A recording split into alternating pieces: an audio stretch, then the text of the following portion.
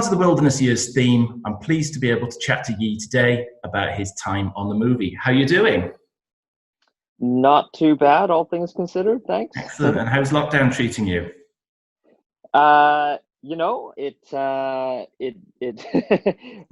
told, it's not bad. I mean, it's bad, but I guess I've gone through some phases. I have a bit of I've been diagnosed with an anxiety disorder, and so when this whole thing started, it was really, I experienced actually a panic attack for the first time in my life, and it was an enlightening experience in a way. Like I think knock on wood, since I've not contracted the actual illness, it's definitely been the anxiety about the illness that has been affecting me more than the illness itself. Again, I'm lucky I don't know anyone that's had the illness in a serious manner. We do know a family that contracted it, but they all had it in a mild kind of manner. So we've been lucky that way. There's plenty of people that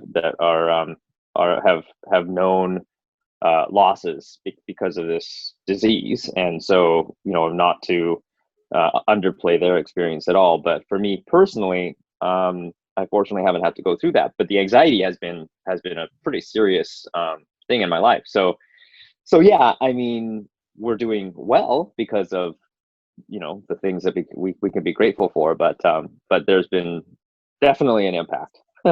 It's certainly going to make us think twice, I think, as we move forward. I like you. I've got quite an anxious feeling about in the UK. We're about to potentially start to lessen the lockdown, and I'm a little bit concerned that I think we're doing it a bit too soon in the UK. But Right.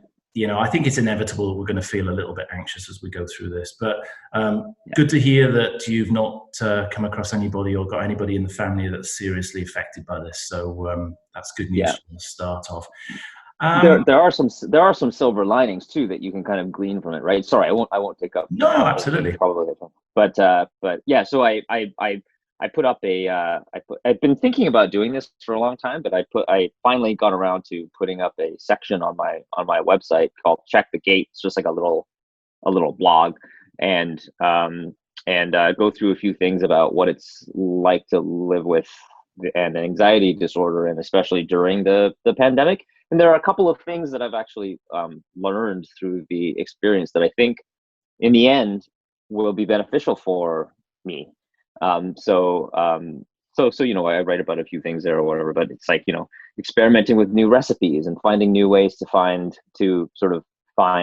equanimity in sort of daily activities, right? Like it's yeah, if we as the adage goes, if this doesn't kill us, then it'll make us stronger.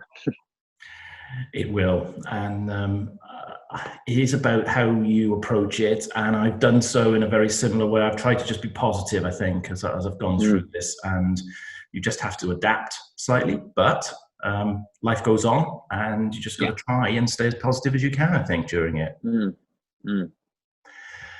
Let's talk a little bit about your time on Doctor Who. How aware were you of Doctor Who before the part came up on the movie? I was, let's see, I think the roles that I was doing before, I did some stuff on some sci-fi shows. I did a couple of episodes of Sliders. I think that was before Doctor Who.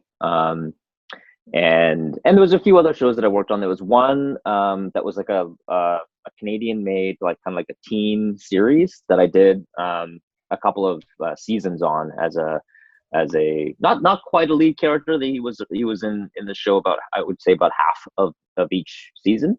It was like a recurring, and that was an interesting experience, being on a show for multiple years and really getting to know the cast and crew.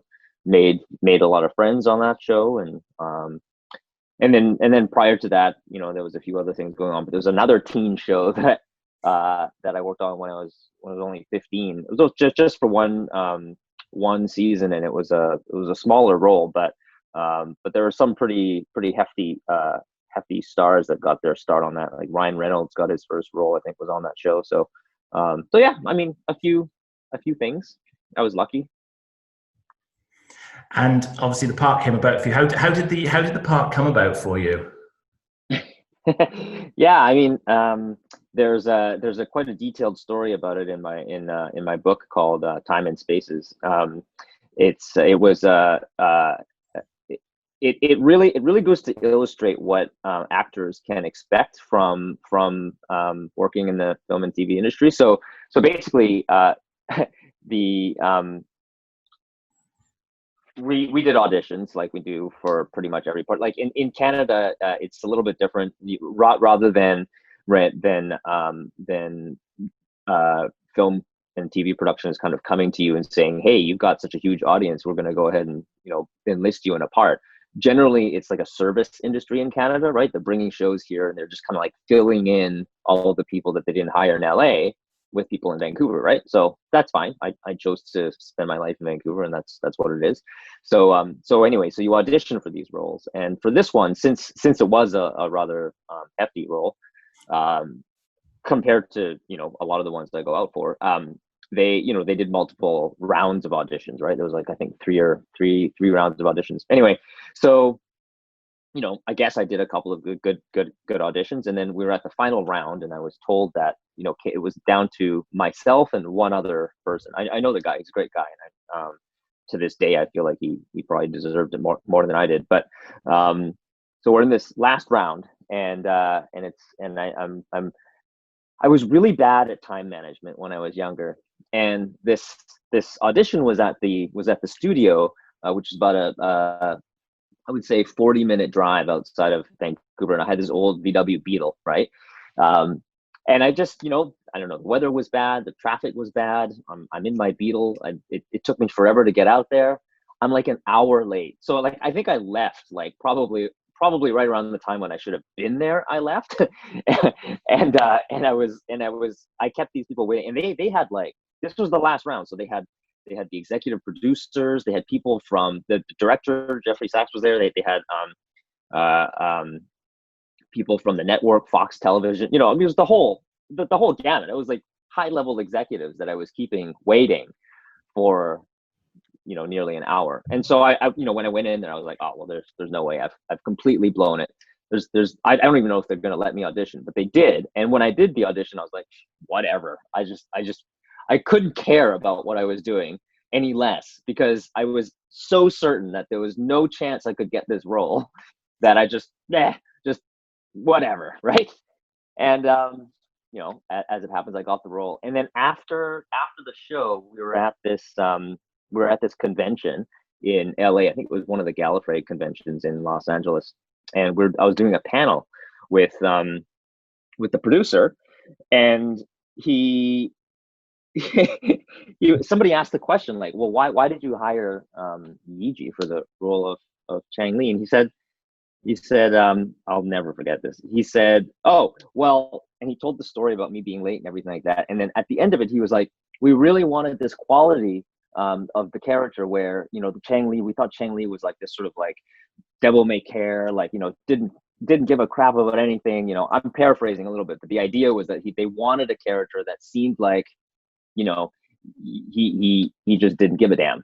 And so the fact that I'd showed up late and then just like kind of blurted out this nonchalantly did my audition, they were like, yeah, I think that's the guy. So it was pure luck, really, at the end of the day. And that figures a lot into anyone's acting career, in my opinion. I mean, I guess it's somewhat true that you have to be quote unquote good to be lucky, but you have to at least be able to get in the room and not and sort of make it work. But I would say that most of it is luck. The vast majority is luck, and just a little bit is what you can control. How much of you would you say is in the character of Chang? Well, I hope it's a lot. I mean, the goal for me has always been, well, I think maybe most actors, I guess I can't speak for any other actor, but the goal for me has always been to just try to find where I fit into the circumstances of the story, and sort of try to jump into it. So I think I was going for a character that was somewhat like me, or me in a different situation. Now, I mean, that said, that's probably giving more credit to myself than I deserve. I mean, that might have been what I was trying to do, but it may not have been what actually came out on screen. So, you know, you could probably cut and analyze it a bunch of different ways, but I was going for having it be really like me. and at the time, it's funny because at the time I actually had, you know, I was kind of maybe running around in the wrong crowd a little bit. I had some friends that were sort of doing some nefarious things, not nefarious maybe, but maybe it's too strong a word, but they were, you know, they were doing stuff that you know, I certainly wouldn't want my kids doing. And so, you know, I probably pulled from that, right? I was like, hey, you know, if I was actually a member of a gang and I was like running around doing this kind of stuff, like, you know, what would that be like? And I you know, I could probably imagine that by just, you know, collecting observed happenings or whatever, and being like, oh yeah, well, these people are like this, so that's probably where I'm, you know. So yeah, I tried to put myself into it. Were you pleased with the end result? Were you pleased with were you pleased with how it went for you? Yeah, I mean, that's always really a tough question when you watch yourself. It can be, you can be, you know, you can be your own worst critic, and then at some point you have to learn to just kind of let it go and be what it is, right? So if I were to do it again, if I had the opportunity to be the same age and all that kind of stuff, but I got to just bring the experience that I have now back then, I feel like I could have done a much better job. But I think that's, I mean, I think probably fait accompli for anybody, that they're going to look back on stuff that they did a long time ago and think that they could do better. At the time, it was, you know, Jeffrey Sachs mentioned to me when we were doing some ADR that he felt I came out well in the picture and was happy for my contribution. So I just have to take that at face value. He could have been, you know, blowing smoke up my ass or whatever. I don't see why he would do that, or I don't see, you know, if he would, how he would benefit from doing that.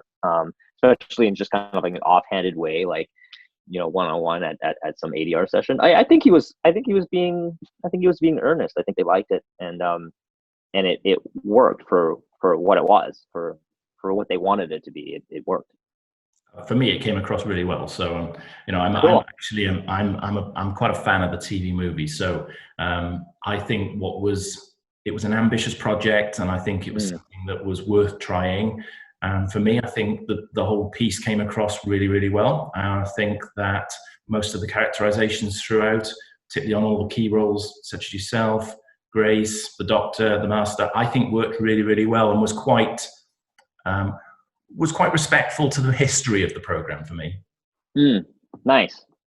Yeah, thanks. What was the filming experience like for you?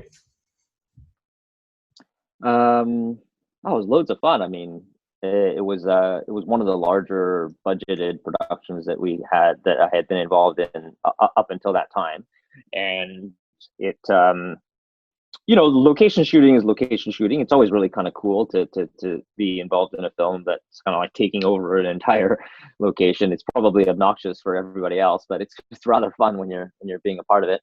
But the sets were what really set this thing apart for me. There's some photo in that photo book, the Time and Spaces book that I mentioned earlier. I've got some photos from when I was on set. Because back then you were allowed to do that. Like, they didn't have these rules that they have now that you're not allowed to take pictures, right? So I had my SLR with me, and and some of these, I mean, they really poured their hearts into it. The crew, they were all serious Doctor Who fans. They somehow collected all of the people that cared about Doctor Who in the city of Vancouver at the time and like put them into this show. And they didn't have some of the big fancy machines that they have on some of the other shows subsequently. They didn't have like a CNC machine or anything. It wasn't a series, so they didn't have those kind of permanent fixtures. They had to just make all that stuff, you know, by hand. And the level of detail and the just the scope of the sets they blew my mind. Like, even to this day, after having worked on arguably bigger budgeted shows with more tooling and you know, fancier whatever, I look back on that show and I feel like those sets stand, above all the others. Do you think it could have transferred and become a series? Was there ever any discussions around that? Yeah, there were discussions. I think part and parcel of networks making the decisions that they make, and when the movie aired, it was sort of going up against certain events that maybe had us disadvantaged or whatever. I mean, in if you were to fast forward to now, and the show had the same audience in terms of raw numbers now as it did back then, it would be it would be a hit. They wouldn't not take it to series. But yeah, I mean, I think that originally they were thinking about it, and for whatever reason they didn't go that way. But and for some time I felt I felt like it was too bad that it should have gone that way, and part of me still does feel that way. But then things kind of turn out the way they need to turn out, don't they? So. I mean, for me, Paul McGann, I think, made a brilliant Doctor, and I think he could have, I think, carried that series really well. He could have. I think he was robbed of a really, I think, possibly a good series of a good couple of seasons of being Doctor Who. I think. I think it was a bit of a waste. Yeah, he has the right. I feel like he has the right kind of character. He has the right characteristics for being a good Doctor. I think, like he's got that little twist of eccentricity. He's got the brilliant mind kind of thing going, and he's an amazing actor. Like the guy's. It's just he's on a different echelon than I could ever hope to be. Like he would have done well. Mm-hmm. I agree entirely. And it was let's face it, it was a pretty good cast list as well, wasn't it? You had Paul McGann, you had Eric Roberts. I mean, a class actor. Very interesting. Get on with him. Well, he was kind of like a mentor figure in a way. I mean, not like as in, he sat down and tried to teach me. Well, that's not true actually. He had a couple of these sort of things where a couple of times where we'd be sitting around in our chairs, and he would kind of extol the virtues of doing things a certain way versus another way, or try to warn me against certain types of behaviors or whatever in my career. And I think I suspect he was doing that as part of as part of like an acting exercise, right? Like a methodology thing. He's trying to create this dynamic of kind of uncle, kind of like a a mentor or a guide or a parent or guardian kind of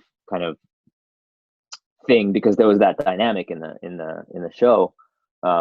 So I feel like that's what was going on there, and so our working relationship was like that, and I probably spent the most time with Eric versus possibly any of the other actors in the show, and so I felt like I got a pretty good idea of what it's like to work with him, and actually there was another movie that I worked on as well that he was involved, although we didn't have very many scenes together in that one. So yeah, I mean, he's an interesting character, like everybody has different opinions about Eric. I'll reserve mine, other than I think we did what we needed to do.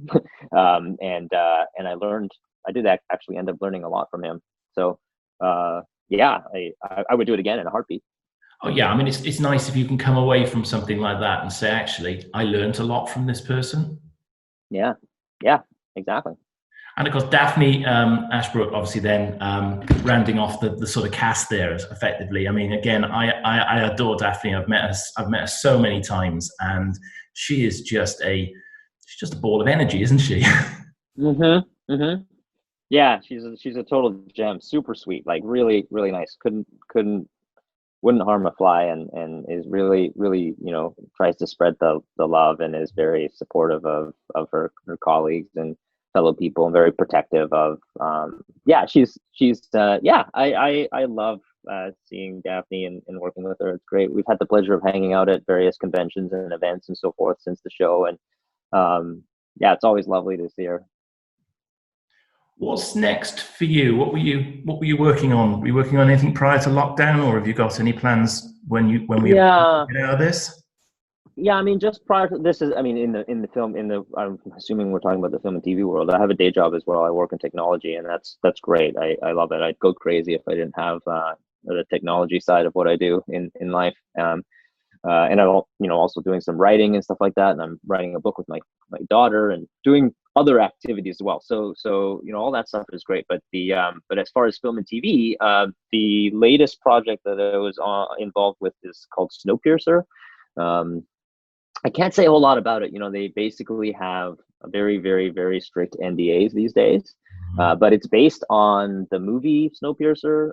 The premise is a little bit different. Clearly, the cast is different than the movie. But I think it comes out. It might actually. Did it air? It might have premiered this week. Maybe it's either gonna happen really soon or it just happened. I'll have to check. But yeah, so if you're into that kind of thing, I would check it out. They've definitely put a lot into the production of that. The production design is quite brilliant on that. It's quite hard at the moment, obviously, with everything that's going on. And I think the profession in particular has been quite hard hit by it. There's going to be a gap of good television programming, I think, when we come out of this, because lots of people have had to shut things down. So it'll be good to see some new and fresh TV, I think, coming to the screens as a result. Yep. Yeah. I mean, it may have worked in their favor that they ended up not premiering until now. I mean, they shot some of the other stuff, quite a while ago, and they arguably were talking about premiering last year even. But yeah, maybe it works out that they're coming out right now, and there might not be a lot of other stuff happening. So. And back to lockdown, what's your go-to TV box sets been during? What's your TV watching habits been? To be totally honest, so when I was growing up, I was what they call a latchkey kid. I spent a good number of hours on school days after school by myself, essentially. My grandmother was around, but we didn't speak the same language, so I had the TV on for like 8 hours a day or something. Like, I'd come home, turn the TV on, kind of do a bit of homework while I was watching TV. Just the whole day was TV. And then my parents would come home late at night after like work meetings and dinner meetings and whatever it is they were doing, and I would hear the lock of the front door, and I would just run back in, or just turn the TV off and run into my room and pretend like I was sleeping the whole time, right? So I mean, I got a lot of TV in when I was younger, and for better or for worse, probably for worse, I don't know. But so like nowadays, honestly, I don't watch a lot of TV. I practically watch no TV. So I mean, with my free time, I'm doing a bit of stuff like I mean, I do stuff. I have technology projects. I'm building a game with my son and writing a book with my daughter, and we have we make music. I've produced a few self-produced a few albums. They're available in Apple Music and Spotify and so forth. You can search for my name and find stuff there. And so I kind of do stuff like that. I feel like if I'm looking at a screen, I want to be making something of some kind. I don't know. So yeah. I can understand that. Yeah, it's been an absolute pleasure to chat with you briefly today. Same. Without doubt, the TV movie, it has its place in Doctor Who history, and you are a part of that. And I think we're blessed to have that. So it's been a real pleasure to talk to you. And thanks very much for taking the time out to be with us today. Yeah, for sure. Thank you so much.